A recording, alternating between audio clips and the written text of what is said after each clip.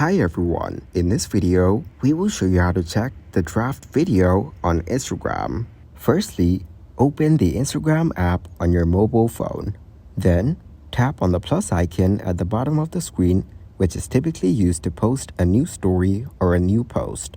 Make sure you have selected the reel option at the bottom. At the top of the screen, you will see the options of camera, draft, clip hub, and others. You can post a new reel from any of these options.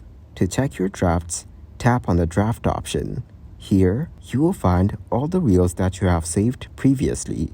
Select the reel that you want to use, and you can now edit it as you wish. You can also add a caption, tag people and topics, and do whatever you like. To preview the reel, simply tap on it. Once you're done editing, tap on Post, and your reel will be published.